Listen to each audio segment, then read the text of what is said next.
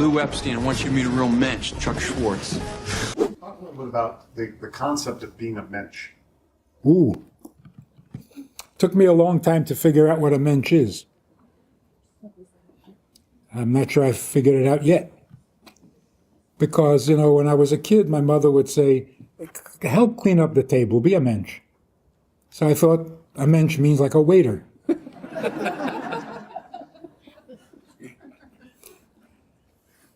Then a few days later, my mother says, why are you starting up with your brother? Be a mensch. Clean up after him? What is a mensch? And then it just kept, what is a mensch? You got to be careful. If you overuse the word, it loses all meaning.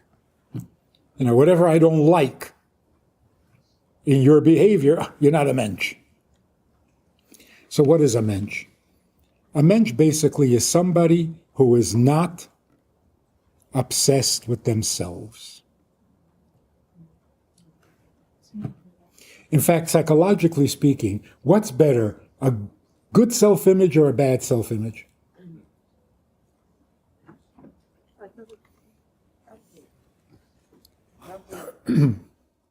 Self-image, because you're always trying to improve, you're being conscious, you're staying in the moment, you're being present to constantly improve. So a bad self-image is better. Sounds like an oxymoron. It sounds like, yeah, right. Bad self-image means you need to improve.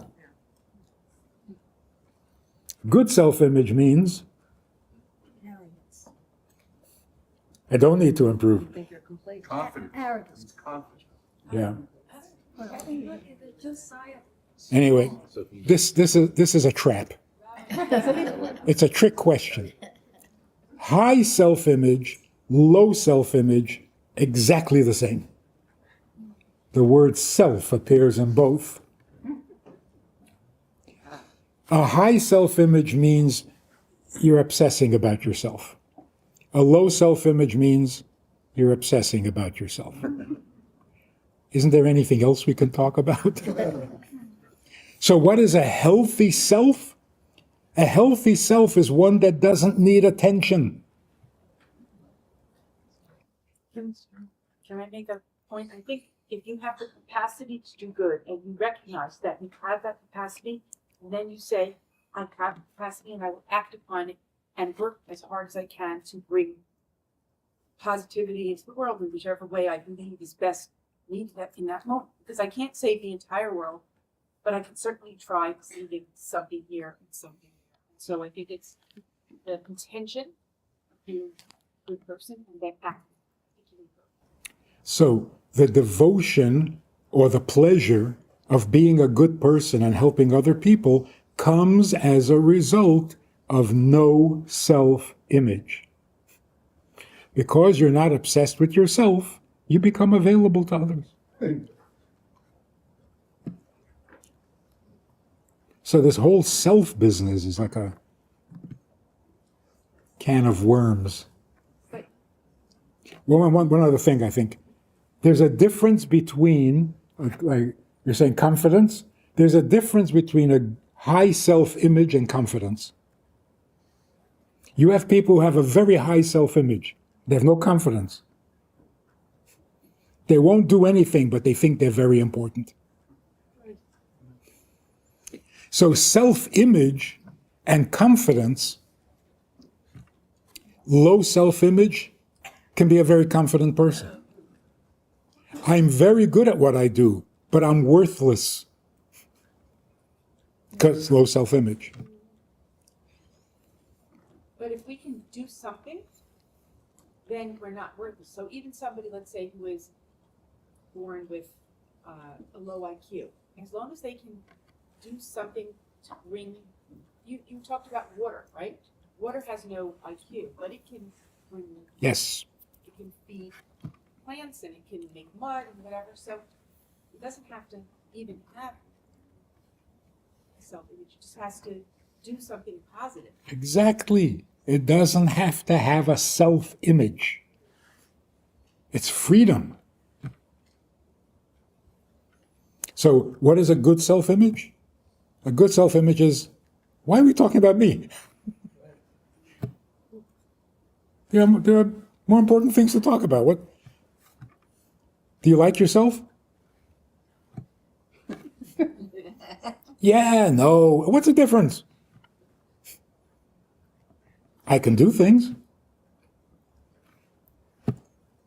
So if I have a low self-image, but I'm doing good, so fine. So you think you're a chicken, but you're doing good. But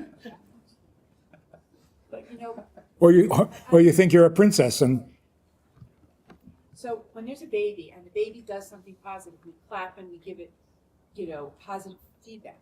And then the baby learns from that, oh, I did something good, then it inspires them to do it again. So I think we do try to instill positivity into people in order to help inspire them to be even more worthy and make more positive difference. So that is a very, very important point.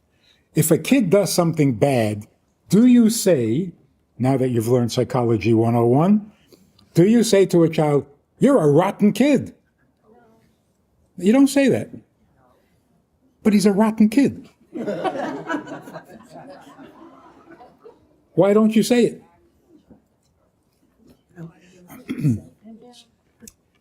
Because that would be a wrong message.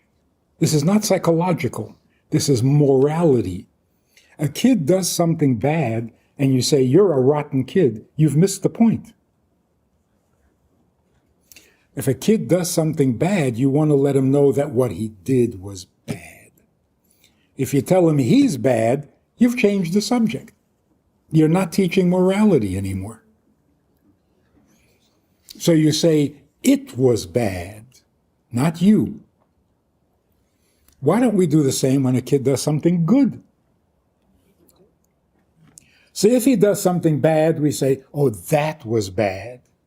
But if he does something good, we say, you are a tzaddik. You're an angel. Why do we do that? It really would be a lot better to say, wow, that was right. That's the way you behave. That's good. And I love you because you're cute.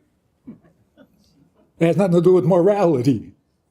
But if it's a moral issue, focus on the morality.